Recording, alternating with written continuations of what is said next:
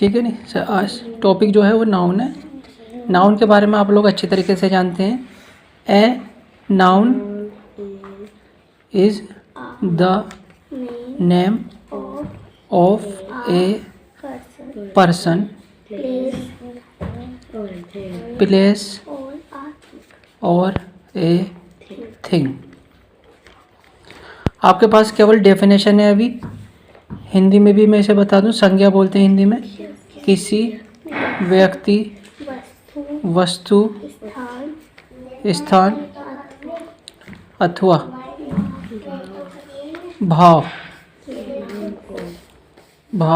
के नाम को संज्ञा कहते हैं।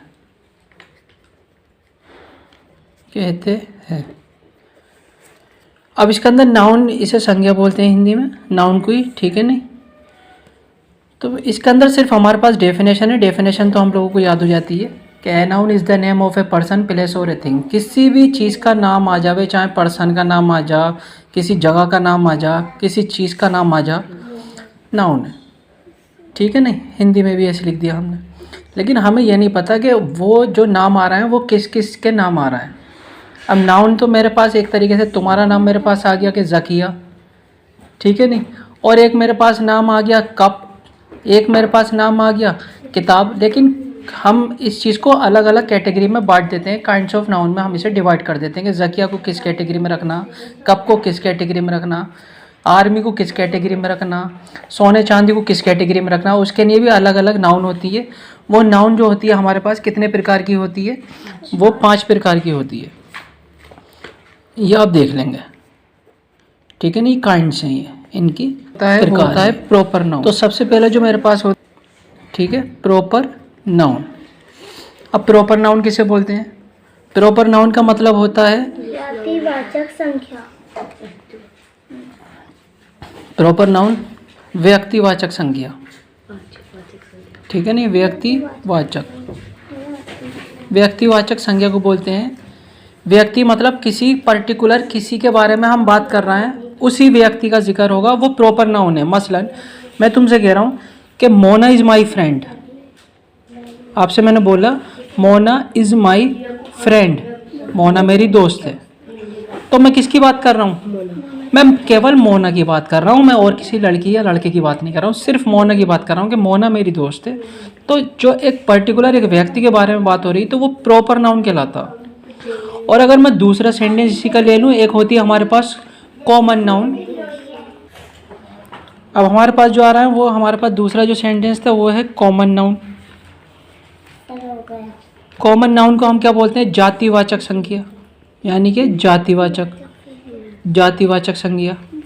यहाँ पे तो व्यक्तिवाचक था, सिर्फ एक पर्टिकुलर व्यक्ति के बारे में बात कर रहे थे। यहाँ जातिवाचक है। जातिवाचक का मतलब होता हम पूरी जाति के बारे में बात कर रहे हैं, ठीक है नहीं, पूरी दुनिया में जितकी जाति के बारे में बात कर रहे हैं। हम किसी पर्टिकुलर एक बंदे के बारे में बात नहीं कर रहे हैं। अगर एक बंदे के बारे में बात करते तो प्रॉपर नाउन है, और पूरी जाति के बारे में बात कर रहे हैं तो वो कॉमन नाउन है।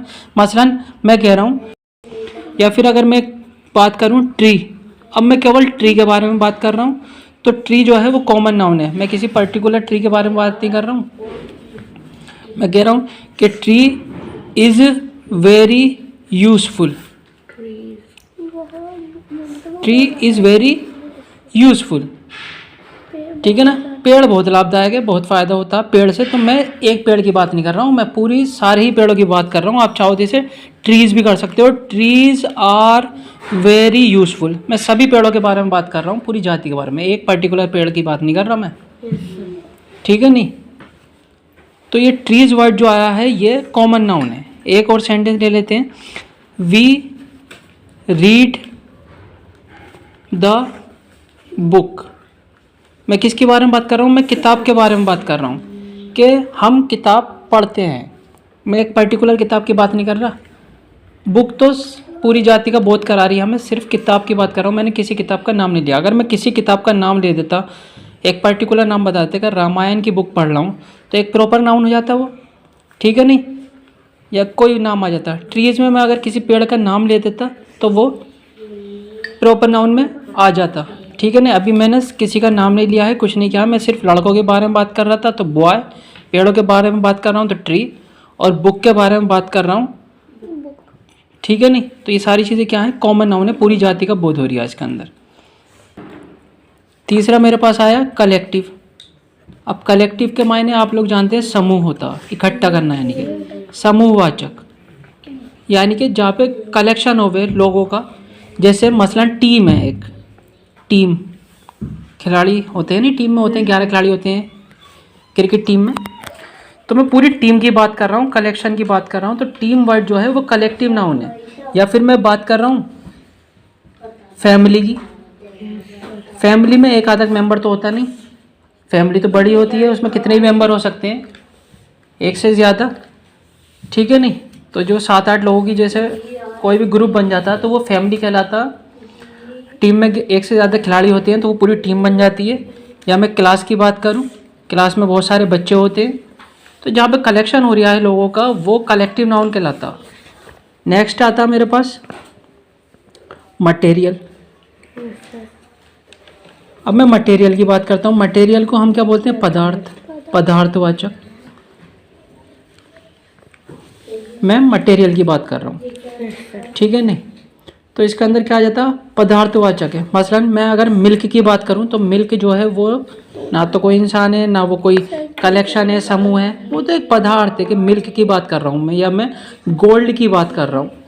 तो ये सारी चीज़ें क्या है, एक मटेरियल है ये, ठीक है ना। तो इस तरीके से आप पहचान कर लेना, अगर मिल्क आ जाए या गोल्ड आ जाए, बता देना ये मटेरियल नाउन है। टीम आ जाए, फैमिली आ जाए, क्लास आ जाए, तो आप बता देना ये कलेक्टिव नाउन है। लास्ट वाला मेरे पास आ रहा एब्स्ट्रैक्ट नाउन। एब्स्ट्रैक्ट, अब एब्स्ट्रैक्ट का मतलब होता है भाववाचक। भाववाचक, अब भाववाचक क्या होता, एब्स्ट्रैक्ट का मतलब क्या होता। अब एब्स्ट्रैक्ट को ऐसे समझो, जिसे हम न छू सकते।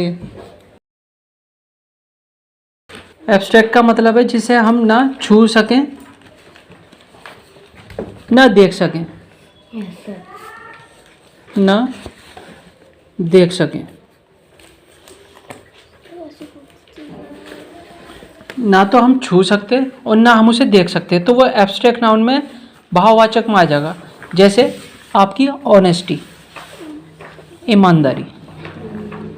ईमानदारी, ना तो मैं ईमानदारी को छू सकता, ना मैं ईमानदारी को देख सकता हूँ, तो ये ऑनेस्टी वर्ड जो आएगा ये हमारा एब्स्ट्रैक्ट नाउन में आ जाएगा। या फिर ट्रुथ, ट्रुथ मानी सच्चाई। सच्चाई ना तो मुझे दिखाई देगी, ना मैं सच्चाई को छू सकता हूँ, तो ये वर्ड जो आएगा ये एब्स्ट्रैक्ट के अंडर में आ जाएगा, एब्स्ट्रैक्ट नाउन में, ठीक है भाई।